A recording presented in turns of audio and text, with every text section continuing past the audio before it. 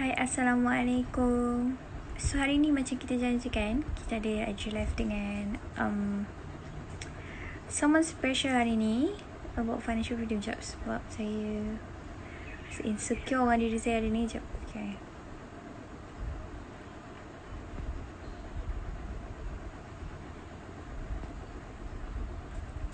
Kita test mic dulu. Kita test kita punya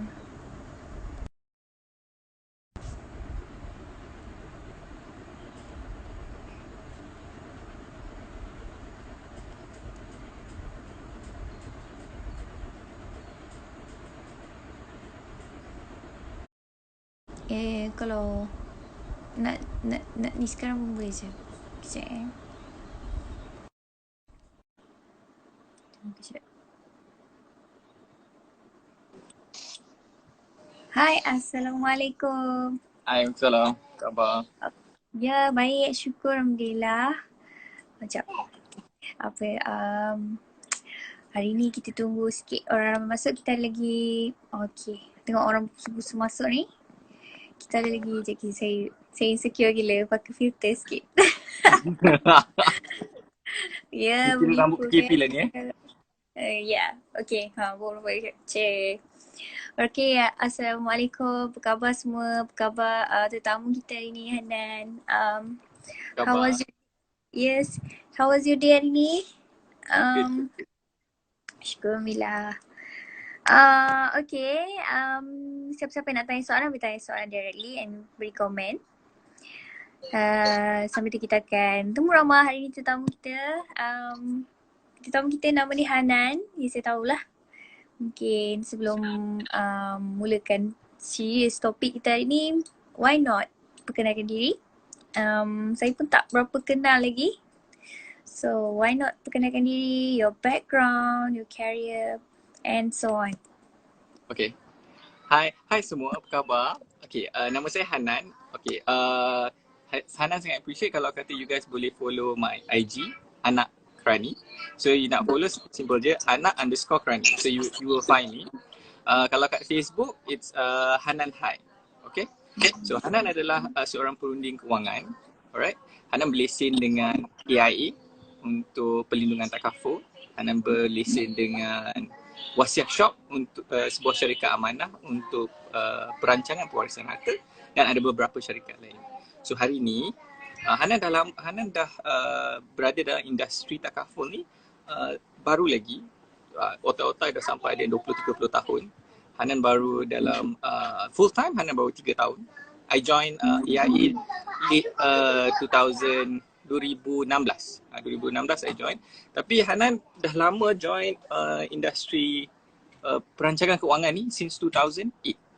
So Hanan buat part time, kita belajar macam mana kita semua nak belajar macam nak kaya, betul tak? Semua nak kaya. So kalau kata bila kita nak kaya, kita kena ada ilmu. So saya join syarikat unit amanah, saya join syarikat hartanah, jual rumah, semua saya join sebab kita nak belajar, kita nak tahu. So yang the best, daripada kita bayar sifu-sifu, baik kita belajar terus direct dengan mereka, kita masuk. Sebab training dengan diorang free, kita tak perlu bayar, kita hanya perlu jadi agent. Betul tak? So dari situ Hanan banyak belajar dari 2008, sekarang dah berapa? Dah 12 tahun. Tapi full time I join full time dengan AIA 3 tahun, dan alhamdulillah Hanan dah banyak dapat membantu, dah banyak kenal klien-klien dan masalah-masalah kat luar sana. Dan apa yang Hanan perasan, very simple, orang kita masih terkebelakang dalam perancangan kewangan. Alright. Itu pengenalan baru. So kalau kata ada soalan, you can ask later. Wow, nice. That's really deep tau bila cakap kita ni ke belakang and orang belum lagi expose tentang money management, pengurusan kewangan ni. But sebelum kita pergi deep into financial, Instagram dia ada limit, sampai 1 jam dia akan bagi notification. So you don't worry. So kita takkan live berpanjangan. So dia limit 1 hour. So I'm gonna give you notification 1 minute before kita end live. Alright. You know what? Saya tahu baca Hanan punya blog. And dari engineer, how you transition into this career right now? Macam it's quite catchy lah. Kita pun nak tahu sikit. Wow, okay. And how you start your blog from, saya baca you from this website to change to the website and you hilang banyak post and share that experience juga. Jarang jumpa lelaki yang who love to write blog tau, selalu perempuan. Selalu. Yes. Betul. Alright. Kalau ada pun mostly dia orang akan talk about travel ataupun game. I'm a blogger juga tapi not really macam hardcore punya ni. Sebab zaman dulu pernah sekali blog ni famous. So maybe that's you pun terpengaruh ke kan. So why not cerita? Okay, alright. So bila start blog? Blogging Hanan start back in 2016. So kalau kata sebab nak tahu my background, I dah tua sebenarnya sebab I start kerja back in 2007. Habis grad, saya terus kerja. Okay. So bila kita kerja, kita ada perjalanan kita, betul tak? Daripada gaji sekian-sekian, dan kita naik, kita climb up sampai 2016. Back in 2016, Hanan start blogging. So start blogging sebab apa? Hanan nak share Hanan punya cerita. My background, I anak kerani je tau. I boleh sampai ke level yang okay. To me okay lah, taklah kaya. Tapi I dah boleh naik dah, okay. Mula-mula kerja kat Malaysia. Lepas kerja kat Malaysia, dapat pergi opportunity, dapat kerja dekat Middle East. Betul tak? So Hanan dah dalam career bekerja di dalam industri oil and gas. Hanan dah pergi ke negara-negara yang Hanan dah pergi. Hanan dah pergi Indonesia. Hanan dah pergi Egypt. Hanan dah pergi Oman, Pakistan. Okay, sorry. It's okay. Anak. Gila. Okay, come say hi. Say hi. Hi. Hello. Why you hi? Okay. Malu. Hello. Hi. Okay. Hi. Duduk di apa? Duduk tepi-tepi. I have new bed now. Oh. Yay. Okay. Wow, I see this. New bed. I sleep on top of the bed. Your father share about this bed. Alright. Okay. Iklan sebentar. So, since Hana dah kerja dekat Middle East kan, so kita start dekat Pakistan, Egypt. Lepas tu Hana dapat pergi ke US. And so I dah travel banyak tempat and I see semua orang complain benda yang sama tau. Tak kisahlah negara mana I pergi, tak kisahlah hebat mana negara tu, semua orang akan complain pasal duit. Everyone says the same thing. Semua ada masalah yang sama duit. Dan tapi kan, bila kita pergi keluar, Hana ni kira picisan lah yang entry level, senior, gaji dia orang besar-besar, tetap bermasalah dengan duit. Oh really? Right? So, dia tak bermakna gaji you besar, you tak ada masalah kewangan. It's not. Sebab apa Warren Buffett cakap apa? It's not the amount of money you have, but it's the amount of money you save. Yes, I agree. Okay. So kalau kata bila kat blog, back in 2016, oil and gas industry sangat teruk. Betul tak? Okay, maybe you guys yang mana muda-muda terasa macam tak berapa tahu kan. Tapi oil and gas industry dah dah jatuh berkali-kali. So Hanan survive 3 kali, kali keempat tak tahan pun kita orang kena buang sebab industri tak memerlukan kita lagi. We lost the contract, habis. Right? So, Hanan tulis blog, first time I want to write the blog selepas Hanan read Proud Duck. Tahu tak siapa punya blog Proud Duck? Vivi kan? Yes, Vivi Yusof. Vivi Yusof. So nama Duck company tu sebenarnya asal daripada her blog, Proud Duck. You boleh tengok lah. So dia jadi sangat inspirational tau. Sebab bayangkan kalau kata kita kan nak tulis journal, nak tulis diary, tapi benda tu akan hilang. Tapi bila kita tulis kat blog, sebab bila kita tulis kat blog, benda tu akan permanent selagi you bayar dia punya fee dia. Betul tak? So, kalau kata next generation nak baca, dia masih relevan. Sebab ilmu berkaitan perancangan kewangan relevan. sharing pasal pengalaman hidup relevan, benda tu tak akan berubah. Benda tu adalah, oh begini. So bila you guys nak buat blog, I recommend you satu blogger ni, Dear Blogger. Dearblogger.com, dia sangat-sangat bagus. Dia A to Z lah. Dia akan ajar you macam mana nak buat blog daripada zero sampai end. And my end product is anakkrani.com. Yes. Cuma So impressive. so bila nampak anakkrani.com macam wah simple kan. Tapi nak buat dia jenuh jugalah. Dia bukan macam oh isi settle. Tak, dia memang perjalanan dia jauh. I started blogging in 2016 tapi ada transition tau. Hana tak reti, I do not know. Tapi bila dah tak ada guide, kita pandai-pandai sendiri nak tukar daripada let me see, Hana guna server HostGator kepada Exabyte. US punya ke Malaysia. Oh All my history back in 2016 hilang. So kalau kata nantilah kalau Hana rajin ke, kalau kata nak tulis pasal oil and gas industry, nanti Hana tulis balik. Because I was a fracker. Itu my gang. Kita orang lah industri yang menyebabkan harga minyak daripada $100 jatuh ke $40. Sebab kita orang boleh increase oil production dekat US. We are the people yang buat kerja tu lah, department yang kaji macam mana ambil kau. Okay, this is the person. Baru saya tahu. I don't know. Alright. Okay. Impressive lah. The catchy words Anakkrani. Saya letak IG Hanan kat situ, so pin, so orang boleh follow if they want to. Okay, cool. Alright. Next question. What do you think about financial freedom ataupun definition that you can define about financial freedom? Yes. Okay, itu sangat penting. Banyak orang salah faham tau. Sebenarnya financial freedom ni bukan kaya. Bukan gaji 10,000, bukan gaji 100,000, bukan aset 100 juta. Bukan. Itu bukan financial freedom. Financial freedom sebenar adalah keupayaan you guys untuk tidak perlu bekerja untuk duit. So kalau kata kita ambil calculator kan, kita ambil calculator. You guys kalau kata ada calculator pakai phone, kalau kata ni sebab it's live, nanti kan you boleh tengok balik, very easy. So katakan gaji korang 2,000 sekarang. Logik tak? Gaji korang 2,000. Logik, 2,000 logik. Okay. Kalikan dengan 12.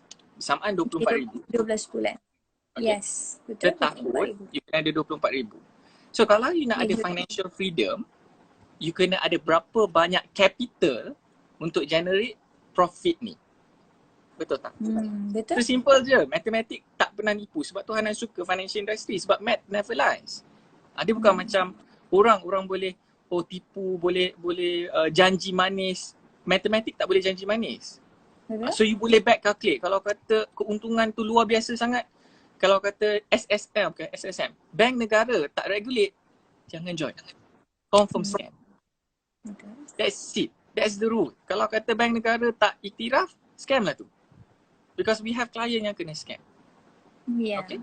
So, kita ambil balik. 24,000 kan? Berapa duit you kena ada bila nak bersara? Itu financial freedom. Oh my simpan God. duit. Kita simpan duit kat bank je. Kat bank kita letak kat fixed deposit. Dia bagi 3%. Kita bahagikan dengan 3%. You kena ada 800,000. Oh my Cash. God. Bersara. Ya. You 800,000. kena ada 800,000. You tak ada 800,000, you nak bersara macam mana? Sebab tu kalau kata itu salah satu sebab kenapa ramai orang walaupun dah umur 60 terpaksa sambung bekerja. Terpaksa bekerja kerana satu je, duit tak ada. Duit tak ada. Itu dah realitinya. Tak kira lah orang Melayu ke, orang Cina ke, orang India. Yang mana you nampak bila dah tua-tua terpaksa bawa taksi, terpaksa jadi pagat. Terpaksa tau. Ini bukannya hobi, bukan suka-suka. Mereka terpaksa sebab kalau tak kerja, tak ada duit makan. And that's the reality. So savings tu sangat penting. So bila kita tengok macam apa yang Hanan kira, kalau you punya retirement fund tak ada 800,000, tak boleh bersara dik. Itu baru untuk gaji 2,000. Oh Belum my God. lagi 4,000. Belum lagi. Kau gandakan aja. Simple. Kau kalikan 2. Kau tak ada 2 juta dik, tak boleh nak bersara. Itu contoh. Financial freedom itu maksud financial freedom. Tapi topik ni macam kalau kata you guys yang baru 20-an nak enjoy, no problem. Boleh start fikir benda ni perlahan-lahan. You can read my blog. Hanan start daripada very simple, daripada ada write up pasal piramid BBNU. Wow. My write up dulu sangat skema tau. Macam tak boleh, ejaan tak boleh. Sekarang dah jadi macam bahasa WeChat because I want you guys to understand. Sebab I just nak dekat dengan korang. Kalau kata you guys faham apa yang Hana nak sampaikan, it's easier. Sampai aku buat piramid BBNU. Budak-budak baru nak up. It's very simple. You start dengan savings you. You start dengan perlindungan you. You ada perlindungan you, insyaAllah semua okay. Alright. That's nice. Itu baru definition And yes. Next question.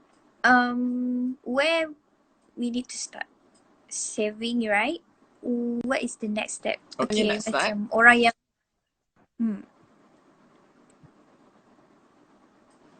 Okay. Macam soalan. Macam mana nak ada 800,000 before bersara? Any tips? Very simple. Safe. So, first step bukan kat mana nak simpan duit. Macam mana nak agihkan perbelanjaan bulanan. Boleh tak? Agree? How? So, nanti Hanan tulis. Hanan tak ada sempat nak tulis lagi yang tu. Tapi the first step sebenarnya, kita nak kena faham piramid kewangan. I wrote that. Dan I isi apa yang kena ada dalam piramid kewangan. Tapi sebelum you nak isi duit you kat mana, you kena asingkan duit bulanan you. So macam mana? Very simple. You kena asingkan kepada 4 kotak yang berlainan. Benda ni Hanan dapat daripada sebuah buku ditulis oleh T. Harv Eker. T. Harv Eker dia ada lagi banyak dia punya tabungan dia. So Hanan bahagikan ambil kat 4 tabung sahaja. Very simple. You kena agihkan 30%, 30%, 10%. 30% perbelanjaan harian. 30% maksimum hutang. 30% saving dan pelaburan. Dan last sekali 10% entertainment. Soalannya, korang buat tak? Kan? Kalau betul? Sebab banyak kita yang pentingkan apa? Makan kat hipster cafe, Starbucks. And benda-benda ni tak murah. Okay, kita ambil very simple. Kalau kata entertainment you sebulan 10%, maknanya daripada gaji 2,000, you boleh enjoy 200 je. Sanggup lah enjoy 200 bulan? Macam, susahnya. Betul tak? Kan susah nak. Tapi that is the reality. Kalau kata bila kita kurang berpendapatan. By the end of the day, kalau you gaji 2,000, you tak ada duit. You kena sedar tu dulu. You gaji 2,000, you tak ada duit. You kena bercatu-catu. You kena sedar diri lah. Kena sedar diri. Kalau you tak sedar diri, habis. You punya matematik, you punya savings akan hancur. Back to the ratio kan. Hutang you maksima 30% tu tak? Gaji 2,000. 600 je you boleh berhutang. So kereta pakai apa? Kalau kata pakai Myvi, habis. You dah tak boleh buat rumah dah. You dah tak boleh buat loan rumah. Serius you tak boleh dah. Habis. Game over. Betul tak? Sebab 600 dah habis kat kereta. You lagi 600 you nak hidup, nak makan, nak minum, nak travel, nak pergi kerja, nak balik kerja. 600 je bajet tu. Nak saving lagi 30% sebab kita nak bercuti kan. Hujung tahun kita simpan duit, kita nak bercuti. Kita nak ada duit emergency. So ini first. Kalau kata you guys dapat agihkan duit begini, insyaAllah. It's not about the money. Sekarang ni simpan sikit-sikit je. Simpan kat ESB pun tak apa. Simpan kat mana tu, itu soal kedua. Bagi Hanan, vehicle menyimpan tu banyak. Tapi kalau tak boleh menyimpan, then you kena pilih vehicle lain. Itu nanti kita bincang, kita borak-borak benda lain pula. Okay. Nice. Next question. Okay. Talk about pyramid, right? It's not easy to do tau. Macam even though we talk like 30%, 10%, these kind of things. How for those people yang macam a bit stubborn to follow that things? And then maybe orang yang we don't talk about people yang biasa buat lah. We talk about people who stubborn, but at last they realize that okay, they need this financial advisor or maybe, ataupun macam who they want refer. Adakah terlambat lagi ke kesedaran ni ataupun sebenarnya tak? Okay. So, bila kita mula lambat? Sebab soalan dia, kalau kita terlambat macam mana? Yeah. Kita terlambat, very simple. Kita kena adjust lifestyle. Kalau hari ni kita dah biasa dengan satu gaya hidup yang macam kita selalu lepak tempat mahal-mahal. Kalau kata kita umur dah 50 tapi tak ada savings, lepas ni kenalah lepak mamak je. Tapi kalau kata kita dah kita sekarang ni lepak kat mamak je. Kan? Selalu lepak kat mamak. Memang spend your time in mamak. Habis duit kat kedai mamak. Contoh. Very simple. Lepas ni dah tak boleh lepak mamak, dah kena duduk rumah. Now, kalau kata orang cakap, tak boleh lah, susah lah. Bohong lah. Nak tahu kenapa? Bila nak kahwin kan? Kalau kata tak kisahlah lelaki ke, perempuan ke, masa time tu, gaji sama. Tapi boleh simpan 1,000, 1,500. Masa time tu tak habis tau. Makan Maggi. Habis kad lah semua benda yang tak relevan tu. Phone yang kalau bil tak mau dah. Pakai prepaid je. Kalau penting baru call. Tumpang internet kawan. Office je buka wifi. That's the reality lah. Sebab you nak simpan lagi banyak. So ability untuk menyimpan ni sebenarnya objektif. You ada objektif tak? Kalau you nak menyimpan tu kenapa?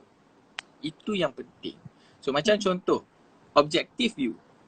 Dan ini sangat penting kepada semua orang. Kalau kata you nak pastikan you ada ketenangan sikit. You kena ada simpanan kecemasan. Ni Hanan tak masuk tau. Hanan tak ada sembang pasal simpan duit kad, ambil medical card, ambil hibah takaful. I'm not talking letak duit kat ASB, buat ASB loan, account saham, a lot of things. Belum lagi. Anak nak cakap apa? You need to have, you sebagai seorang pekerja, you bekerja makan gaji. Dalam akaun ada 3 bulan emergency fund tak? 3 bulan emergency so far I just have 1 month untuk emergency. Belum lagi tahap tu. See. Now, Hanan bukan cakap macam, oh, that's bad. At least ada 1 bulan. Tapi kalau kata you nak, kan tadi kita punya topik apa? Financial freedom. Betul tak? Yes. Sekarang ini, masa masih bekerja, you nak hati you senang, you kena ada 3 bulan emergency fund. Sebab 3 bulan ni untuk apa? Kereta rosak lah. Kan lepas pakai kereta 5 tahun, macam-macam lah bunyi. Fan belt lah, apalah, tayak lah, tu nak tukar lah, rim bengkok lah, kena langgar lah. So kalau kata kita ada duit, hati kita tenang. Orang cakap, Hanan, duit tak penting. Dia tak bawa mati. Betul. Tapi semua benda perlukan duit. Betul. So, you nak financial freedom. Start sekarang. Start simpan duit. Dan it's not about the percentage tau. You kalau kata sekarang, oh, I tak pernah simpan duit langsung. Paksa, gaji masuk je dalam you punya account, 10% you letak dalam ASB. Contohlah, kalau orang Melayu, ASB. You buka lah ASB tu. You simpan lah. Tapi ada gang yang cakap, oh, I tak minat ASB. Letaklah kat tabung haji. Yang penting, simpan. I tak adalah cakap stop lepak mamak. Tapi kalau hari-hari dan sampai habis duit lepak mamak tu, yang masalah tu. Jangan lepak mamak stay at home. Okay. Sounds like saya benda ni viral. Jangan macam tu. Yang macam-macam. Okay. Alright, next question. Apa kena-mengena bila kita dah saving, kita banyak duit ni. Kita ada hutang at the same time. Kita belum ambil rumah lagi, belum ambil kereta kita baru start saving. Apa kena-mengena dengan takaful? Why we need protection? Soalan sangat penting. Kenapa kita perlukan takaful? Kita perlukan takaful sebab kita tak nak jatuh miskin. Tu je rahsia dia. Kita ni nak maintain gaya hidup kita pada hari ini dengan menggunakan takaful. Kenapa kita guna takaful? Sebab takaful is cheap. Contoh kalau kata you nak, first kena ada medical card. You tak ada medical card, ambil medical card. Gaji you 2,000, simpanlah 200 kat you punya ASB. Kat medical card. Okay? You kena ada medical card. Kalau kata medical card sekarang ada yang sampai, ada yang murah-murah. Syarikat takaful dia sebab dia nak memastikan bank negara, this is bank negara from bank negara. Dia nak memastikan setiap rakyat Malaysia kena ada medical card sampai dia wujudkan medical card. Kalau kata yang muda-muda RM70 ada. Tapi macam Wow. Hana cakap, ya betul. So tapi itu itu adalah stand alone medical card. Yang mana I will tell you upfront, agent lain I tak tahu dia cerita ke tidak.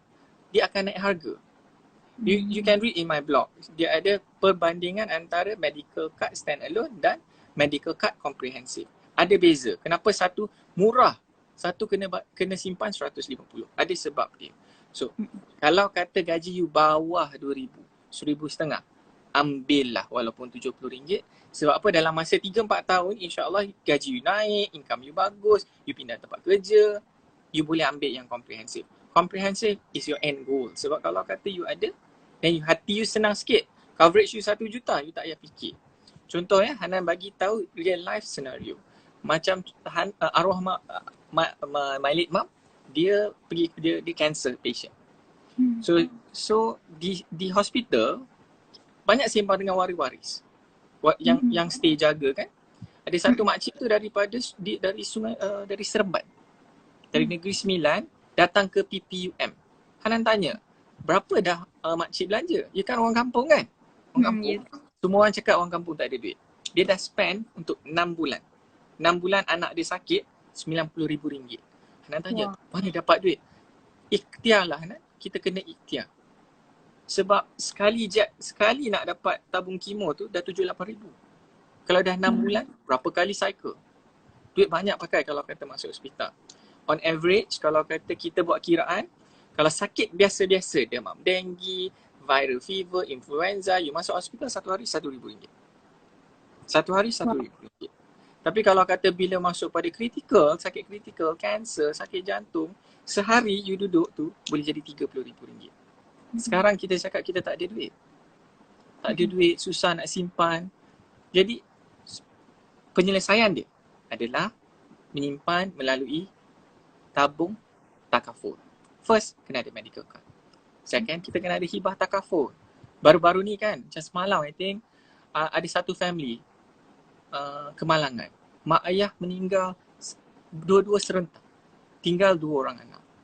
Nah, Hana bukan nak ambil kesempatan atas cerita, tapi kematian tu boleh berlaku pada bila-bila masa. Itu janji Allah. Kita yang hidup pasti mati. Bila tak tahu. So, soalannya, adakah RM30 sebulan promo AIA hari ini? Promo AIA hari ini sehingga 31 untuk 50,000 customer. 50,000 customer terawal sahaja dapat 3 bulan percuma.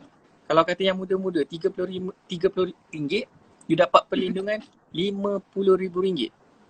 It's a no-brainer. Sebab kalau kata kita dijemput, at least waris kita akan dapat manfaat. Betul tak? Okay. Agree.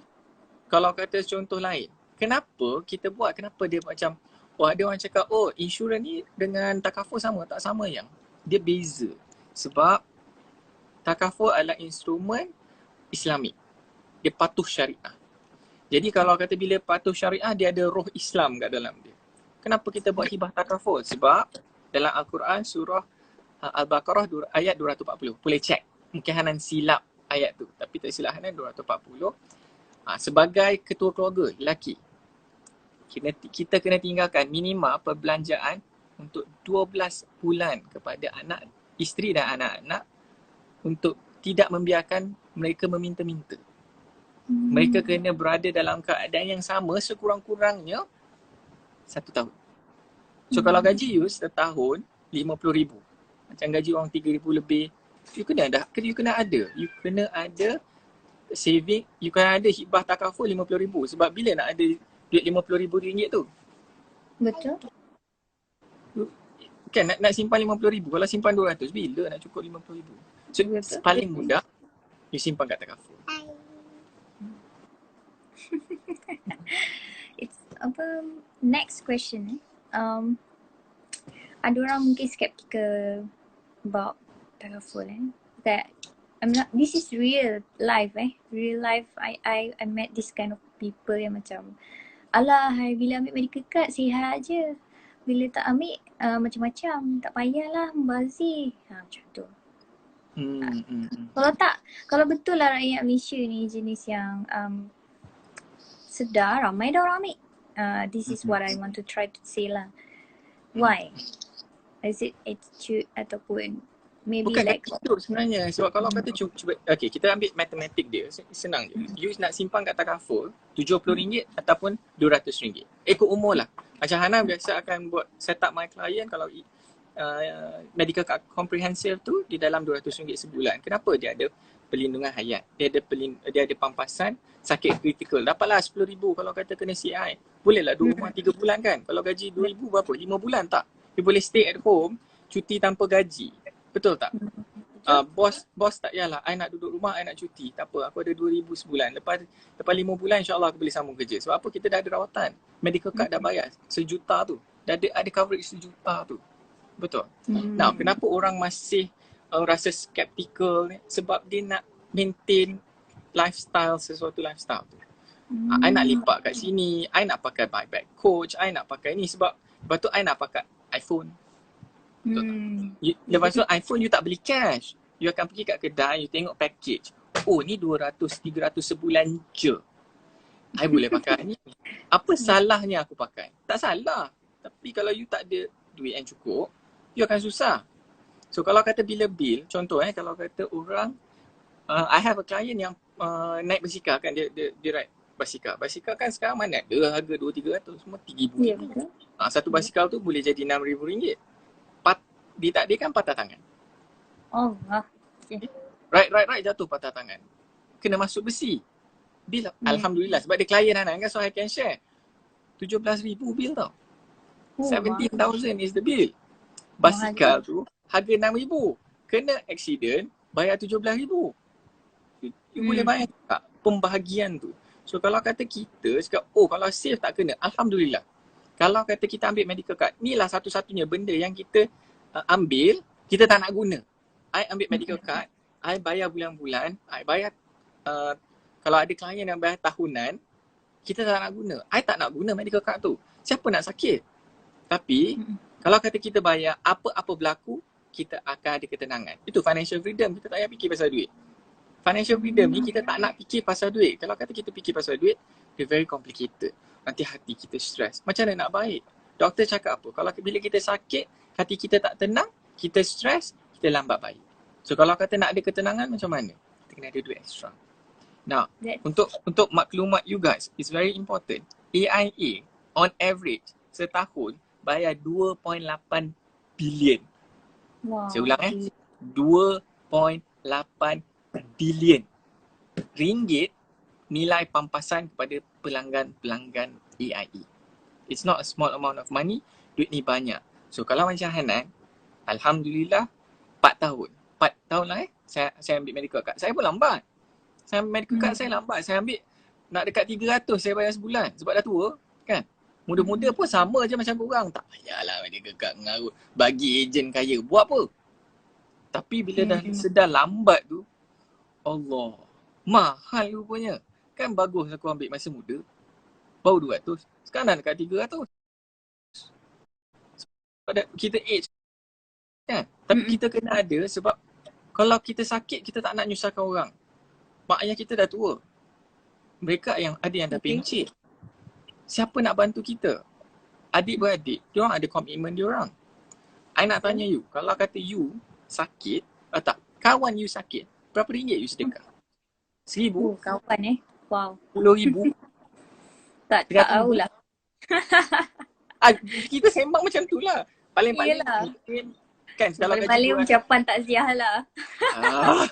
Tak sampai hati. Baru nak cakap RM10. Tapi biasanya kalau kata kat Facebook GWS lah. Dia nak tulis get well soon pun dah malas. Terus get GWS je. Alright. Right. Next topic it's more to property. Okay. Nice tadi more to saving and then more to protection. Now to property. Okay, macam people macam newbies try beli property or maybe asset yang macam greater ataupun this kind of depreciation punya asset. Is it good ataupun property first ataupun mengikutkan kehendak masing-masing ataupun lifestyle need to change? And then itu dulu. Tu soalan yang lepas tu baru kita rentetan daripada cerita tu. Alright. So kalau kata mana satu dulu, dia bergantung kepada situasi you. Sebab contoh kalau kata you duduk kampung, you orang dari kampung datang kat KL untuk kerja. Kan? I tak nak cakap pasal gaji tau. Sebab gaji tu very subjektif. So, adakah keperluan you untuk naik kereta? Kalau ada keperluan naik kereta, kereta tu satu vehicle yang menjana duit. Macam budak-budak sales, tak ada kereta, tak dapat kerja. Betul. Sebab you nak kena pergi jumpa klien. Kereta adalah satu aset. Tapi kalau kata you ada rumah, you kerja office. Office kan? Duduk office je. Accountant, banker, tak payah keluar pun daripada tempat tu. Engineer, yang memang kat situ je. You tak payah keluar. Kenapa nak pakai kereta? Kadang nak tunjuk kat orang, bayar mahal. Kalau kata engineer pakai, kena pakai H kan. Kalau engineer pakai okey lagi. Kalau kata admin, ada tau. I bukan nak cakap kerja admin gaji kecil. Tak. Tapi bila pakai brand H tu, I tak macam, wow, you bayar 800, gaji 2,000 bayar 800. Macam mana lepas loan? My salesman bagus. My salesman bagus. Tak bagus. Ni dah habis. Kan? Tak bagus. So, tapi kalau kata reality orang tak tahu kan? You terus beli kereta mahal, tak payah. Kalau kata macam Hanan, gaji 2,000, very simple. You nak beli kereta, you kena tahu gaji. Kenapa? Dalam financial planning, very easy. Gaji 2,000, you kalikan 12. 24,000 kan? You tengoklah kereta apa yang bernilai 24,000. Itulah nilai kereta you. Kalau gaji you 4,000 sebulan, kali 12, 48,000. You tengoklah in market, berapa kereta apa value 48,000. So kalau kata orang gaji 4,000, pakai kereta bayar 8,900, something wrong. Bukan salah pakai, tapi you punya duit tu dah tak ada. You dah tak ada duit. Sebab tu susah, tiap-tiap bulan susah. Nak pinjam kat kawan. Dah lah pinjam kat kawan. Tak nak pulang duit pula tu. Oh kan you kaya, buat apa nak pulangkan duit you? Pula! Tapi kita masa time tu merayu-rayu nak pinjam duit. So perancangan kewangan yang salah akan menyebabkan you habis. So, adakah kereta tu penting? Penting. Bergantung pada jawatan yang you pegang. Sebab Hana ada kawan, dia grad degree, kerja dekat sebuah bank. Sampai hari ni naik LRT je. Dia tak ada pun bawa kereta. Saving dia banyak jugalah. Macam, steady budak ni simpan kan. Sebab kepentingan tu simpan duit. Now kenapa kita kena simpan duit? Kalau kata nak beli rumah, very good idea. Rumah, bila kita muda-muda, kebarangkalian untuk you stay tu boleh ataupun you nak buat sewaan. Bila you single, you beli rumah. Katakan nilai rumah 200,000 lah. Teres satu tingkat yang bercampur-campur tu kan, yang dinding wall to wall tu kan.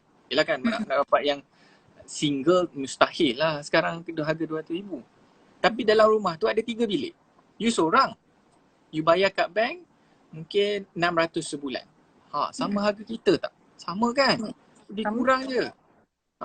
Betul tak? So kalau kata 600 you bayar dekat bank, apa yang you boleh buat? You boleh sewakan bilik tu. So katakan you dah lah duduk seorang-seorang. You pecahkan bilik you kepada, you ada 3 bilik kan? You ada 3 bilik contohlah kan. Yang mana kat outskirt you pasti boleh dapat. You letak satu bilik 2 katil. Okay, you master bedroom you duduk seorang-seorang. Lagi 2 bilik tu you letak. So ada 4 kepala. Kalau satu kepala, tak payahlah berangan nak sewa mahal-mahal. Rumah pun 200,000. Tak boleh lah sewa ribu-ribu. Kalau satu kepala, you rent RM100 satu kepala. Logik tak kalau kata rent RM100? Boleh lah, bilik dapat 100, dapat katil, ada toilet, semua ada. Okey lah kan? You sebagai pemilik hartanah ada RM400 bulanan. Bayar kat bank 600 tadi.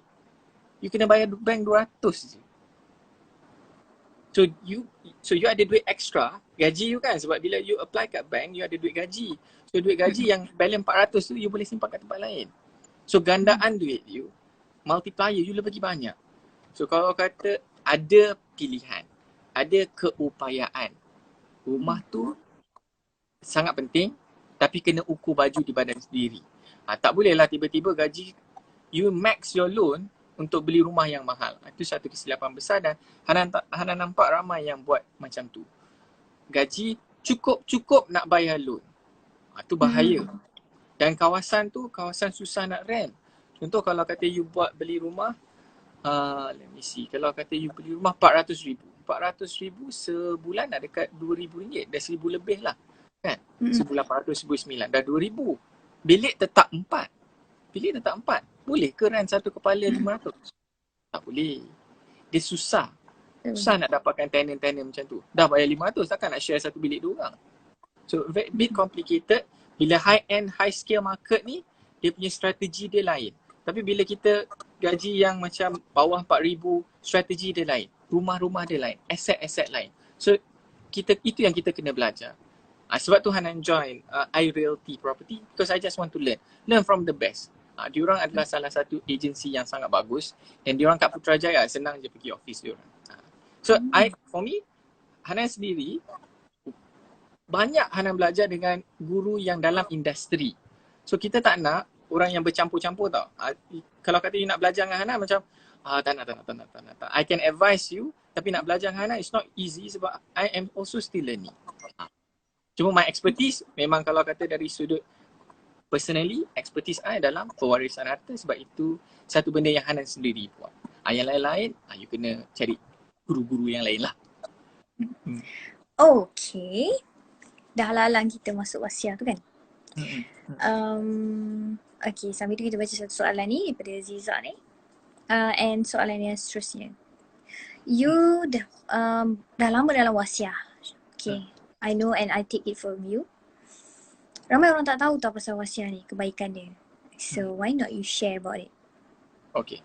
So sebelum Hanan lupa dan dia punya komen ni naik ke atas, so Ziza tanya satu soalan, macam mana nak confident beli rumah. Kalau bisnes sendiri macam nak confident. Nombor satu you kena file you punya income dekat LHDN. 2, you kena ada tax consultant. 2 benda ni sangat penting. Dan ketiga, you kena ada accountant sendirilah.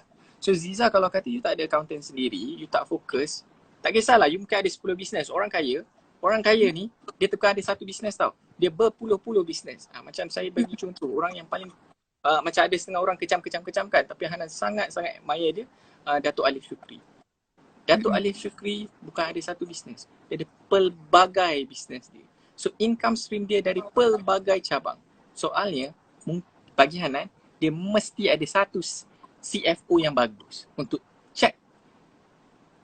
Dia untuk check semua income dia masuk mana, berapa banyak masuk. Dah masuk, you kena filekan ke AHDN. Affordability tu bila kita sedar, kita punya income sebulan berapa, setahun berapa. Kalau kata nak ambil loan dekat bank, very simple. Dia akan tengok rekod 3 tahun LHDN.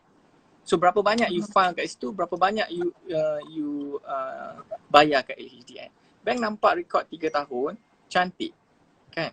Tak kisahlah kalau kata setahun you buat RM50,000. 3 tahun total baru RM150,000. Betul tak? Maknanya rumah yang you boleh beli, kalau kata RM50,000 gaji 3, so basically rumah yang you boleh cari dalam RM350,000 sahaja. Kalau you nak pergi naik atas tak boleh sebab kemampuan tu tak ada. So pengiraan tu kena cantik lah. Tapi kalau you tak ada record, lagilah tak confident. Record ada, itu yang bagi ketenangan. Sebab tu financial planning tu, dia beri you satu kesedaran yang sangat senang. I gaji banyak ni, I simpan banyak ni, duit I banyak ni, keluar masuk I banyak ni. Itu kaedah dia. Kalau kata you nak tahu macam mana you nak yakinkan diri you afford macam mana ni, you kena tahu kat mana duit you. Itu sangat penting. Bila you dah dapat tu, InsyaAllah semua mudah. Because buying a house is easy, maintaining is difficult. Okay. Now kita ke soalan Azimah kan yang berkaitan wasiah shop. Okay, wasiah shop dalam industri dah lebih kurang 10-15 tahun. Mereka baru-baru ni dapat title syarikat amanah. So syarikat amanah ni apa? Syarikat amanah ni adalah satu-satunya syarikat yang boleh menjadi pentadbir kepada harta kita. So bila kita menikmati Harta tu jadi harta pusaka. Bila harta pusaka, you tak ada penulis, you tak ada lantik wasi. Bila you tak ada lantik wasi, harta ni bukan beku tau. You nak kena pergi kepada institusi-institusi yang berkaitan. Betul tak? You kalau kata you nak pergi institusi yang berkaitan, you kena tahu. So, sekarang ni soalannya, you tahu tak kalau kata I ambil mak ayah lah sebab you guys, I rasa mesti dalam 20-an paling-paling tu pun. So, mungkin you sendiri nak ada aset tak ada. Tapi mak ayah mesti dah ada rumah. Mesti ada tanah. Account bank dan sewaktu je. Betul tak? Soalan Hanan, kalau mereka tak ada, nak pergi mana? So dari situ, syarikat Wasiah Shop ni dia sangat membantu berbanding syarikat-syarikat lain kerana Wasiah Shop ni adalah satu-satunya syarikat.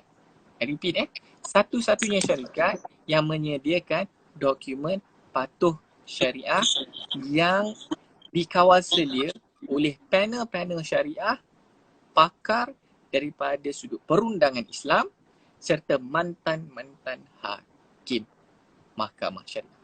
So kalau kata nak pergi syarikat lain, go ahead, no problem. You ada kawan daripada syarikat tu, go ahead, tak ada masalah. Tapi kenapa Hanan pilih Wasiah Shop? Satu sebab je, sebab they have the best product. Nah, produk diorang apa? Produk diorang adalah bagaimana nak uruskan harta pusaka. Harta pusaka ada dua jenis. Pusaka besar, pusaka kecil. Pusaka besar aset lebih 2 juta, pusaka kecil aset bawah 2 juta. So, dua-dua aset ni perlu ditadbir oleh dua institusi yang berlainan. Kalau tak nak pening kepala, tak nak ambil, bukan tak nak ambil tahu. Biasa kan dengar aset beku sampai 70 bilion. 2-3 tahun sekali mesti keluar surat khabar aset beku. So aset beku ni kenapa? Waris, dia bukannya macam tiba-tiba, contoh macam saya ada property saya. Lepas tu saya meninggal, aset saya, tak. Aset beku bermaksud aset atas nama orang mati. Maknanya kalau saya meninggal, rumah atas nama saya. Untuk waris saya tinggal, tak ada masalah. Tapi katakanlah kan, you nak jual rumah tu. Nak balik kampung. Tak nak duduk KL dah. Sedih contohlah kan. Sedih dah tak nak balik kampung lah. Nak duduk kat kampung, rumah ada tanah, nak bina rumah, kan murah je buat kampung apa. 50,000 boleh buat kan. Very cheap nak buat rumah. Betul. So kalau kata begitu, boleh tak jual? Tak boleh sebab rumah tu atas nama saya. So kita kena tahulah kalau Wasiah Shop ni dia sangat-sangat bagus kerana dia menyediakan peruntukan pusaka. So peruntukan pusaka ni apa? Bila meninggal, tak ada syarikat dalam Malaysia ni buat kerja free. So you tulis wasiat. Okay, you tulis wasiat. Bayar 3. Kat dalam industri Hanan takkan sebut syarikat mana-mana. So dalam industri dia buat RM300 ada. RM500 ada. RM1,500 ada. Puluh ribu pun ada. So soalannya, apa faedah wasiat ni? So wasiat ni satu je fungsi dia, untuk lantik wasi, pentadbir harta. So bila aset you lebih 2 juta, tak kena pergi mahkamah tinggi tengok wasiat, oh ada wasiat. So dah ada pentadbir harta, dia akan keluarkan surat kuasa. Dapat surat kuasa, you bolehlah tadbir. You bolehlah bagi, you bolehlah collect semua harta-harta, lepas tu nak agih. Soalnya, agih ikut macam mana? Agihan tu tidak tetap. Untuk orang Islam lah. Untuk orang Islam tidak tertakluk dengan Akta Wasiat 1959. Jadi, dia akan tertakluk kepada pemuafakatan waris. Kalau kata waris cakap, oh tak apalah, kita sama-sama adik-beradik, harta mama ada banyak ni, kita bagi sama rata. Tak kisah lelaki, tak kisah perempuan, kita bagi sama rata. So bila kita bagi sama rata, okey. Tapi ada dengar tak macam waris puaka? Kan? Waris dari neraka. Kan? Tapi ni realiti lah kan, masuk. Betul. Contoh macam waris dari neraka kan, contoh. Adik-beradik yang bertetak kat Kelantan tu, Kan? Ini cerita dia lah. Bertetak membunuh abang sendiri sebab berebut harta pusaka. Berebut harta pusaka. Sanggup bunuh abang tu sebab nak rebut harta pusaka. Jadi kalau kata kita, mak ayah kita dah tahu dah kita ada isu ada adik-beradik yang susah, yang bukanlah susah apa, yang tidak mau dengar, nak ikut kepala sendiri. Lepas tu dia translate agama tu ikut cara dia, bukan apa yang tertulis dalam agama. Perancangan melalui syarikat wasiat shop penting. Sebab apa? Satu, dia dah sediakan peruntukan. So duit tak jadi isu. Kan? Bila nak bayar kan, kita kena bayar kat syarikat. Dia dah bagi dah sebab you kena simpan bulanan. Aset bawah 2 juta, you kena simpan RM50 sebulan. Aset atas 2 juta hingga 5 juta, you kena bayar RM125 sebulan. Dah kaya kena bayar lebih lah. Sebab dekat kalau kata untuk wasiat shop, kami uruskan aset bawah 2 juta, kami sediakan peruntukan RM10,000. So RM10,000 ni cukup lah kalau kata you nak bayar baik macam syarikat wasiat shop, dia akan uruskan. Dia call lah bank, dia call lah siapa-siapa, nak dapatkan carian, dia akan buat. Tapi bila bicara kuasa, nak agihkan tu semua waris kena datang. Dia duduk untuk agihkan. So pengagihan pula, ini masalah ni. Pengagihan ini yang menjadi isu. Dalam wasiat, tulislah seronok-seronok kan. Oh, sebab aku sayang anak nombor 1 aku bagi rumah banglo. Contoh. Lepas tu anak nombor 2 degil kan, anak nombor 2 semua degil-degil. Kan? Semua tak nak dengar kata. Biasa orang kata, bukan aku. Orang kata. Kan anak nombor 2 degil-degil.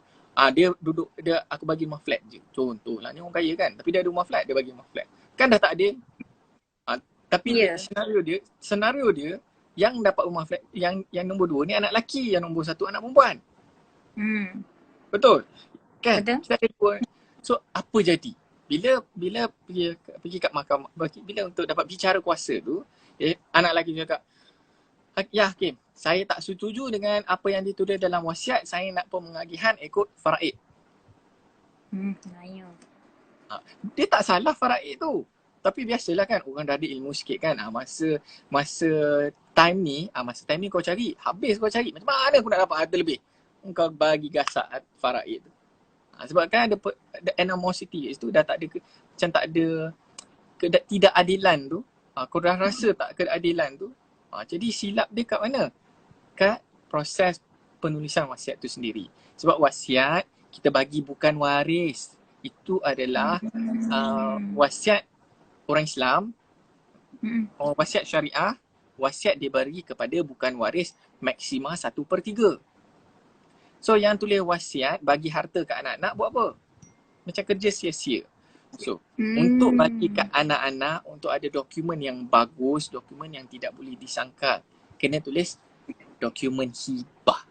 Bukan hibah takaful tau. Hibah takaful something else. Ni dokumen hibah.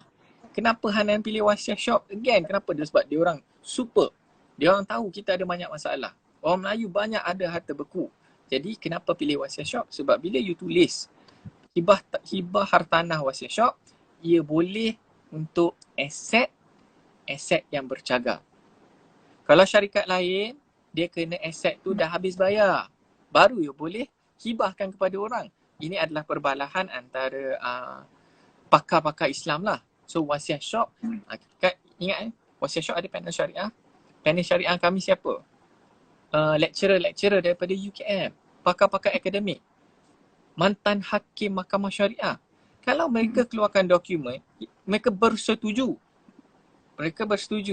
yang dokumen hibah harta bercagar boleh dilaksana atas dasar maslahat masa sekarang. Apa masalahnya? Betul tak? So wasiat shop, satu, wasiat kena tulis tapi untuk lantik wasi, bukan untuk bagi harta.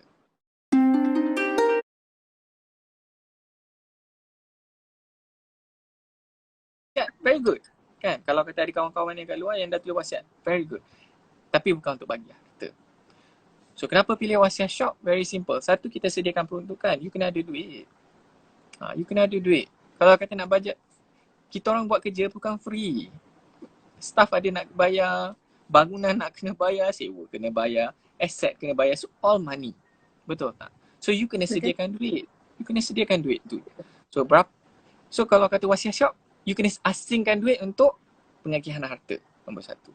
Nombor dua, you ada dokumen hibah. Semua aset you boleh hibah ikut suka hati you kepada siapa-siapa. Contoh kalau you nak jadi my client lah kan. You nak hibahkan kat I pun boleh. Contoh kalau baik hati kan. Rumah banyak, harta banyak, duit banyak. Tak tahu apa nak buat, nak bagi kat saya. Pun boleh. Hibah tu boleh bagi kat siapa-siapa sahaja. Okay. Dan hibah ni, hebat hibah ni banding dengan syarikat-syarikat lain, hebat wasiat shop ni, dia ikut rukun dan kena video. Kena video.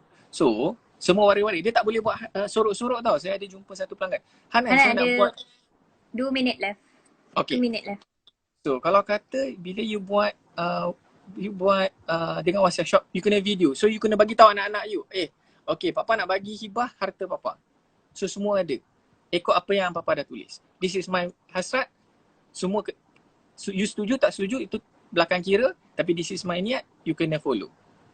Okay pak, I setuju. Ya kan, bapa nak bagi harta, takkan tak setuju kan? So kalau kata ada kontes, you pergi ke mahkamah, tak boleh sebab kita follow rukun dan you dah terima. Kita ada record. Kita record you, kita video you terima akad tu. Tu kehebatan wasiat shop. Alright. Itu sahaja berkaitan dengan wasiat shop. Kalau kata ada apa-apa lagi, kita boleh sembang lain. Okay, it is very good lah. Kita ada 50 second left. Kata-kata terakhir daripada Hanan sebelum kita end this live. Okay. Paling penting, nombor satu, kalau nak belajar, nak simple, nak apa, pergi kat Anak Kerani, Hanan ada banyak tulis. Hanan ada banyak tulis, a very simple write-up, you can read. Kalau you nak tahu, you can PM me. You boleh PM, Hanan banyak bagi, ada link-link juga. Dan paling penting, kita perlu merancang. Kita perlu merancang dari hari ni, kerana kalau kata kita gagal dalam merancang, kita merancang untuk gagal. Itu sahaja dari Hanan. Thank you Azima, thank you for your time, thank you for the live, and thank you for the all. Thank you semua, thank you juga. Okay, kita ada lagi 5 second.